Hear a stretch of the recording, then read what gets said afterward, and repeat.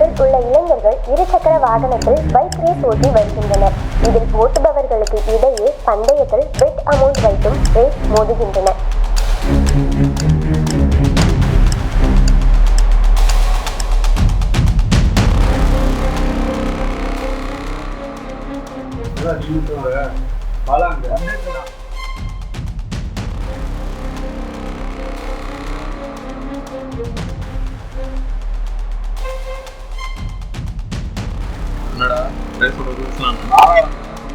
தோத்துருவான்னு வீட்லயே உட்காந்துட்டானுங்களா? அவன் இதே இருங்க பேசி முடிச்சு பேசலாம். பாலா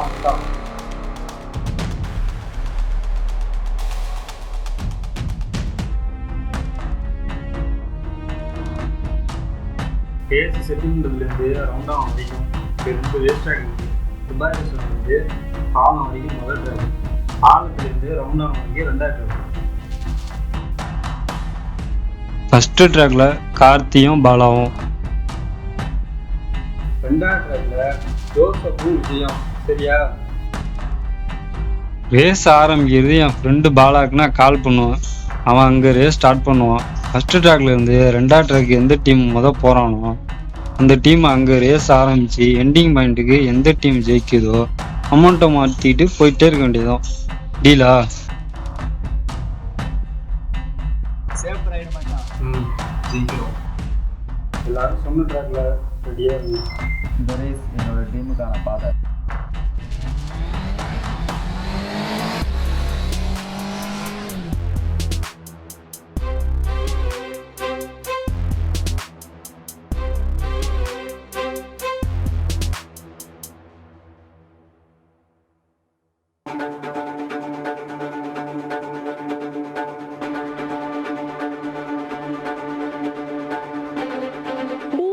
நிறுவனத்தில் வருங்காலத்தில் வர இருக்கக்கூடிய BMW விஷன் நெக்ஸ்ட் 100 எனப்படும் பைக்கில் பிரத்யேகமாக பைக் செல்ஃப் பேலன்சிங் சென்சார் எனப்படும் சென்சார் வைக்கப்பட்டுள்ளது எனவும் கார்பன் ஃபைபர் மூலமாக வண்டியின் பாகங்கள் மற்றும் வடிவமைப்பு உருவாக்கப்பட்டிருப்பதாகவும் BMW நிறுவனத்தினர் கூறியுள்ளனர். இதன் உச்சவேகத்தை சமாளிக்க பைக்குடன் சேர்த்து இதற்கென்று ரைடிங் சூட் மற்றும் பவர் கிளாஸும் தயாரிக்க உள்ளதாகவும் BMW நிறுவனத்தினர் கூறியுள்ளனர். வேலைக்கு போயிட்டு வரமா? பார்த்து பத்திரமா போயிட்டு வா.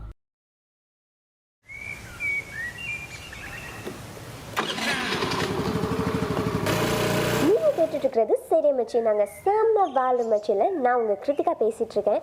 எந்த வண்டியுமே நமக்கு வேலை வைக்கிறது இல்லை, நம்ம தான் அந்த வண்டிக்கு வேலை வைக்கிறோம் அப்படின்னு சொன்னேன். நம்ம பைக் மெக்கானிக் சிவாவை பற்றி தான் இன்றைக்கி நம்ம தெரிஞ்சுக்க போகிறோம். பாண்டிச்சேரியில் போய் மெக்கானிக் சிவா யார் அப்படின்னு கேட்டால் தெரியாத ஆளே இருக்க மாட்டாங்க. 13 வயசுல இருந்து இப்போ வரைக்கும் 20 வருஷமாக மெக்கானிக்காக இருக்காரு. அவரோட லட்சியமே எல்லா பைக்கையும் ஒரு கை பார்க்கணும் அப்படின்றது தான். இப்போ BS4, BS6, classic bike, super bikes அப்படின்னு எல்லா சர்வீஸும் பண்ணக்கூடிய மல்டி பிராண்ட் மெக்கானிக்காக இருக்காரு. அவர்கிட்ட பைக் சர்வீஸ் பண்ணுற கஸ்டமர்ஸ் இது சரியில்லை அது சரியில்லை அப்படின்னு சொல்கிறதே கிடையாது. இந்த 20 வருஷத்தில் அவர் சேர்த்த பெரிய சொத்து என்னது அப்படின்னு கேட்டால் அவரோட கஸ்டமர்ஸ் தான் அப்படின்னு சிரிச்சுக்கிட்டே சொல்கிறாரு. இதுல இருந்து என்ன தெரியுது அப்படின்னா, நம்ம மனசு பிடிச்ச வேலையை பார்த்தோம் அப்படின்னா நம்மளும் சந்தோஷமா இருப்போம், வேலையும் சந்தோஷமா நடக்கும்.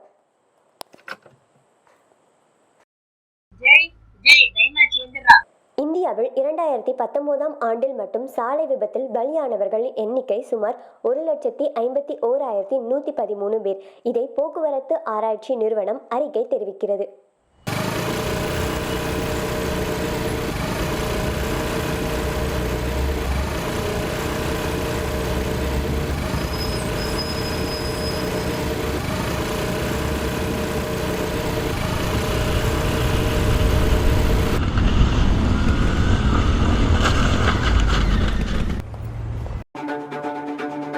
பைக்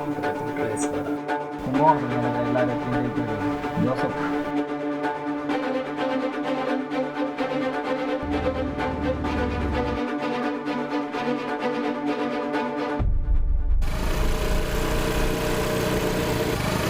நடக்கிற பைக் ரேஸ்க்கு பிரேக்கு கிளச்செல்லாம் யூஸ் பண்ணக்கூடாது, சிக்னலில் நிற்கக்கூடாது, குறுக்க எது வந்தாலும் பைக்கை நிறுத்தக்கூடாது. இதெல்லாம் பைக் ரேஸ்க்கான ரூல்ஸாக இருக்குது. இதில் விதவிதமான ரேஸ் எல்லாம் நடக்குது. ஃபர்ஸ்ட்டு 15 வயசு பசங்க ரேஸ் ஓட்டுவாங்க.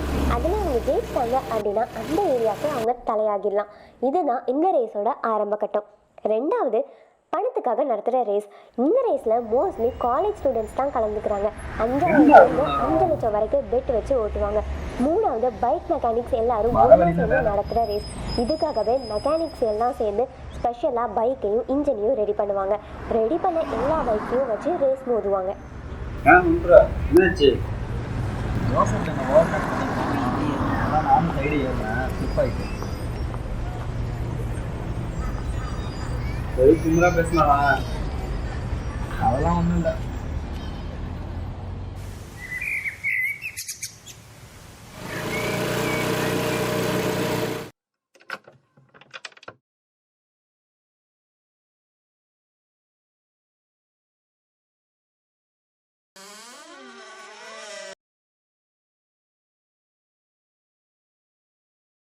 என்னடா கால்ல ஒன்றும் இல்லையே.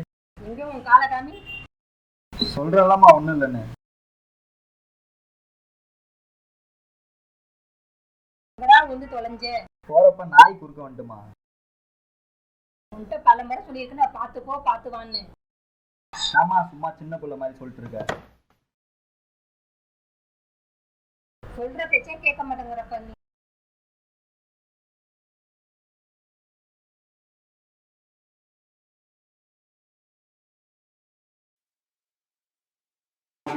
ஜோசப்போட ரேஸ் மோதி அவன் ஜெயிக்கணும், அப்பதான் அடங்குவான். சே,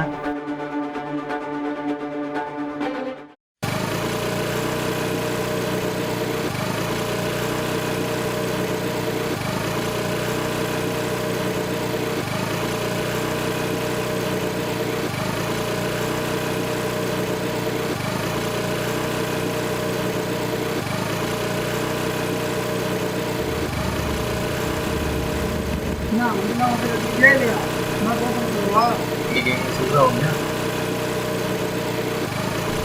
அந்த வண்டி இல்லை இல்லைனா அந்த பைக் இருந்தா எனக்கு எடுத்துக்கலாம்.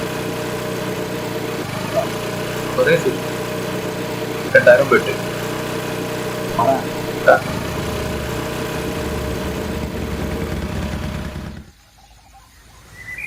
வண்டிக்கு என்ன மச்சான் பண்றது? எங்க அண்ணன் வண்டி இருக்குல்ல. பெங்களூரில் 1000 சிசி கொண்ட வாகனத்தில் மணிக்கு சுமார் 300 கிலோமீட்டர் வேகத்தில் பைக் ஓட்டிய இளைஞரின் வாகனத்தை போலீசார் பறிமுதல் செய்துள்ளனர். மேலும் அதிவேகமாக வாகனத்தை ஓட்டியதற்காக அவர் மீது வழக்கு பதிவிட்டு அசோல் உள்ளனர். பைபாஸ். சரி பார்த்துக்கலாமா? ஓகேண்ணா.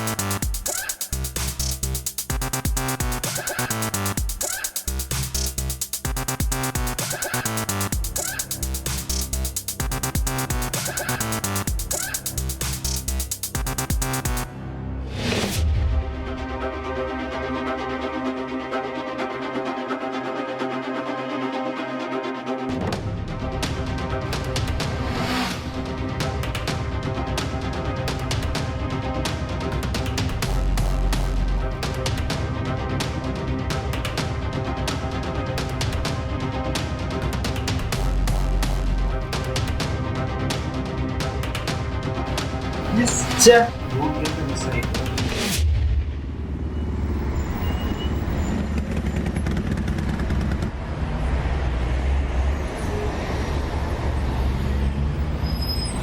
மங்கமட்டம் மச்சான். இவெல்லாம் ஒரு ஆளே இல்லை மச்சான்.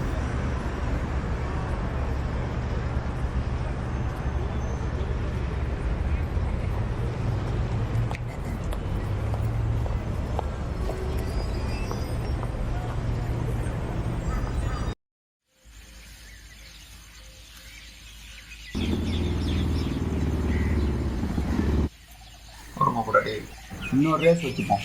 ஏன் போனாடி தோட்டு பத்தலையா? ஏன் இந்த தடவை மோதி பார்ப்போமே. சரி கோச்சிட்டு நாளான்னைக்கு காலையில் இதே டைமுக்கு செட்டிமலை பைபாஸில் வச்சுப்போம். எப்படின்னு தூக்க தான் போகிறேன். இந்த தடவை 1-1 இல்லை, டீம் வைஸில் பெட்ட அமௌண்ட் 3 லட்சம். நீ 3 லட்சம் கொடுக்கணும், நாங்கள் எப்படி நம்புறது? அக்ரிமெண்ட் போட்டுக்கலாம். உனக்கு அக்ரிமெண்ட் எடுத்துக்கோங்க. ஃபைனல் பண்ணிக்கலாம். போய் அமௌண்ட் ரெடி. மச்சான் போனாட்டே ஜெயிச்சிட்டோம், இப்போ முடியாதா? Hi hello and welcome. நீங்க கேட்டுட்டு இருக்கிறது சரி மச்சில சாம வாழ மச்சில நான் உங்க கிருத்திகா தான் பேசிட்டு இருக்கேன். இன்னைக்கு நம்ம யாரை பத்தி பேசிட்டு இருக்கோம் அப்படின்னா UR46 டாக்டர் அப்படின்றவரை பத்தி தான். இந்த பேரு எல்லாருக்கும் தெரியும், அதுவும் பைக் ரைடர்ஸான பசங்களுக்கு கண்டிப்பா தெரிஞ்சிருக்கும். வேலண்டினோ ரோசிக்கு 5 வயசு இருக்கிறப்போ அவருடைய அப்பா அவருக்கு ஒரு பொம்மை கார் ப்ரெசென்ட் பண்ணியிருக்காரு. அதுவும் சாதாரண கார் இல்லைங்க, ஒரு 20-30 கிலோமீட்டர் ஸ்பீட்ல போகக்கூடிய ஒரு கார். இதுல நம்ம VR46 என்ன பண்ணியிருக்காரு அப்படின்னா பத்தலை அப்படின்னு சொல்லி அவங்க அப்பாவுக்கு அறிஞ்சனை எடுத்து அவருடைய காருக்கு வச்சு 100 கிலோமீட்டர் ஸ்பீட்ல ஓட்டியிருக்காரு.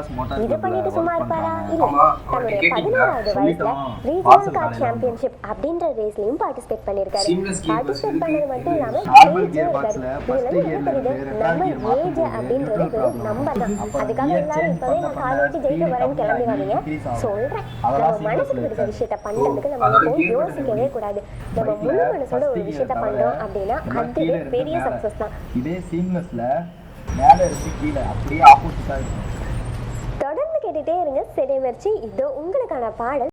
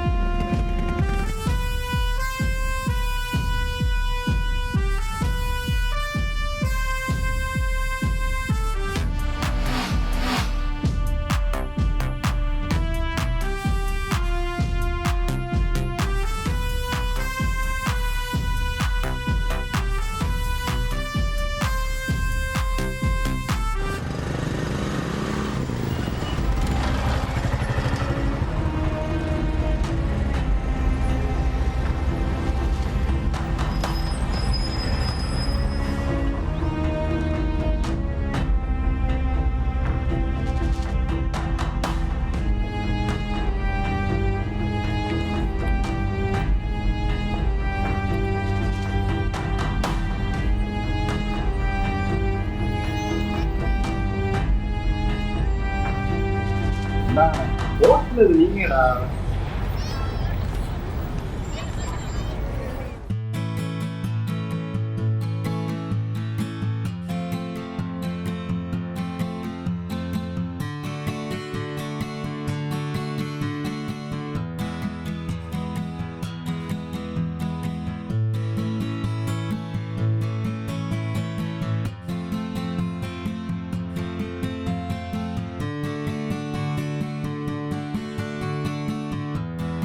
ஃபைனலாக என்னோட காடி